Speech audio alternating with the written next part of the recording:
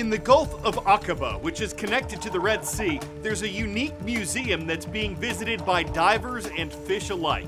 It was created by the Middle Eastern nation of Jordan. The idea was to attract marine life, attract tourists, and draw some visitors and traffic away from the natural reefs in the area. Tanks, a helicopter, a large military jet are all submerged here, and many were plunked in deliberately 5 years ago, sinking to depths of between 50 and 100 feet. It was the nation's first underwater military museum, though there aren't a whole bunch of other ones here or anywhere really. And the older attractions, which include a tank and a shipwreck put here in the 1990s, are now flourishing with marine life and coral reefs. People don't have to dive to see the sights. They can snorkel or view them from a glass-bottom boat. Tourism is an important industry in Jordan.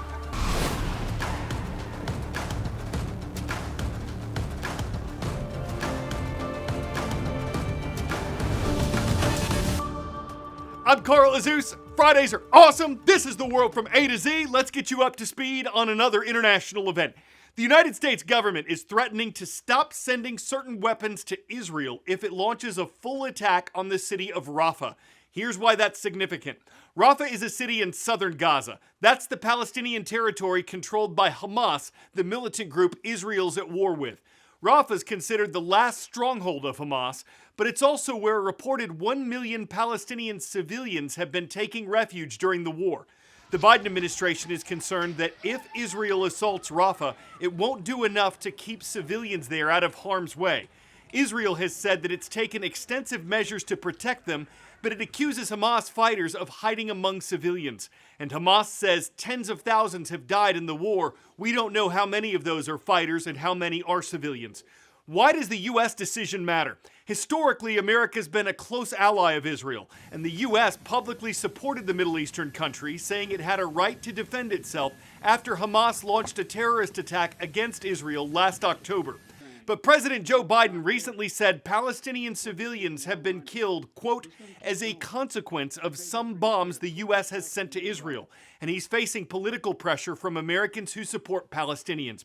Israeli officials have called the U.S. decision disappointing, but say Israel will continue to fight Hamas, and the U.S. says it'll continue providing defensive weapons that help protect Israel from rockets and strike back at other countries that try to attack it. Is there any hope for an end to the war? Ceasefire talks between Israel and Hamas continue in the Middle East. Oh, there it goes. There it goes.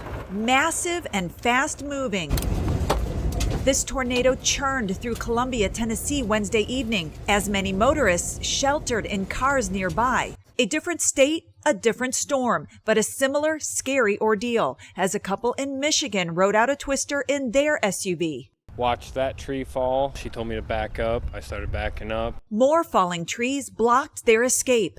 Their home, handed down from the owner's grandmother, was completely flipped on its side and destroyed. I told her, I said, our house is gone.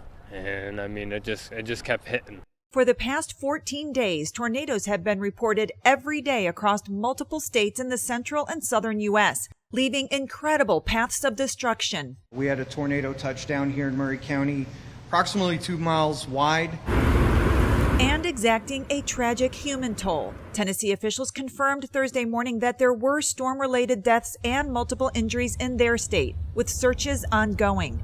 Other fatalities this week were reported in North Carolina and in Oklahoma. On this date in world history.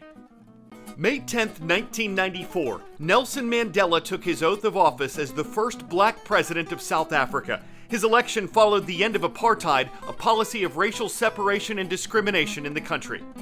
155 years ago today, a first for American rail travel. The heads of two railroad companies met in Promontory, Utah to drive in the final spike, the golden spike, of the Transcontinental Railroad. It made coast-to-coast train travel possible for the first time in America. And on this date of the year 28 BC, scientists in China produced what's believed to be one of the first written records of sunspots. They said as it rose, the sun looked yellow and the middle of it had a black vapor as large as a coin. Word of knowledge. Which of these influential Americans publicly opposed Mother's Day celebration? Clara Barton, Anna Jarvis, Harriet Tubman, Susan B. Anthony. Disappointed by the commercialization of the national holiday, its originator spent her later years working against it. Her name was Anna Jarvis. Sunday is Mother's Day, a day devoted to making the moms in our lives feel appreciated, and that might mean buying her something special.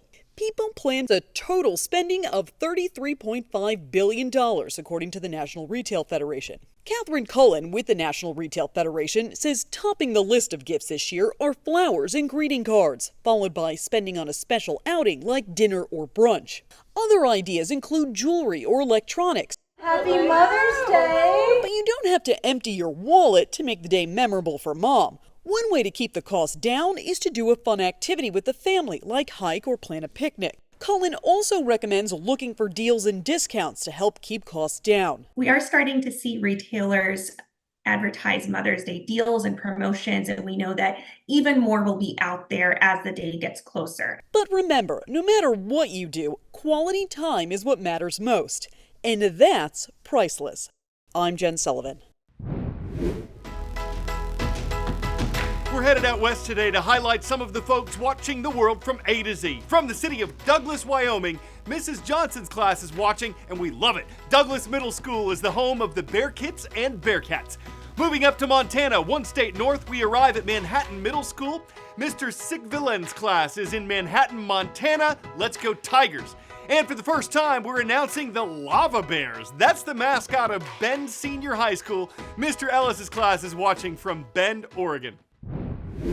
To France now. Amid all the problems we've discussed involving microplastics and nanoplastics, plastic pollution, and the challenges of plastic recycling, we've never really covered anything like this: a Parisian artist's conversion of plastic trash to something beautiful.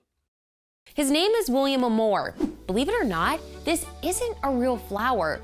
Amour made it with plastic bags he found discarded around his city. Trash literally becomes treasure in Amour's hands. He uses all sorts of litter found either in Paris or along the beaches of France. Plastic bags and bottles, even cigarette butts, are remade into these breathtaking flowers. Each flower is made of discarded plastic bag, material which I stumble upon, which I clean and sort out, and which I will shape. Amour has loved flowers ever since he was a child. He channels that love into his artworks. It took him 15 years to hone his craft to the level you see today. But turning trash into art is bound to take time, and he doesn't seem to mind the minutia. He sees his materials and process for what they will become, not what they are at the moment. In my mind, I treat this material as if it were gold or silk. I have to say that I find it as precious in any case. For French baguette to be authentic baguette, it's supposed to be made only with flour, salt, water, and yeast, weigh about half a pound, and measure a little under 2 feet in length. This one's a little bit longer, by 235 times. About 5 years ago, bakers baked the longest baguette on record. It was 435 feet. But it was made in Italy, so the French, who invented the baguette, got some bakers together early this week and reclaimed the title with a loaf measuring more than 460 feet. The public and people in need got to eat it. Unforgettable, it's unbaguettable. An ink breadable, a hombre bread that took some bread, a loaf of roll that took bankroll with lots of dough to bake it so it could rise to the record. Yeah, it's full of itself. It never saw a shelf, no mystery. It flowered from the yeast of foods to take a bite of history. Ingredients all of the above, and one large oven makes its fine diners all incredulous at dough that's not half-baked. I'm Carl Azuz for the world from A to Z. Thank you for making the time to watch.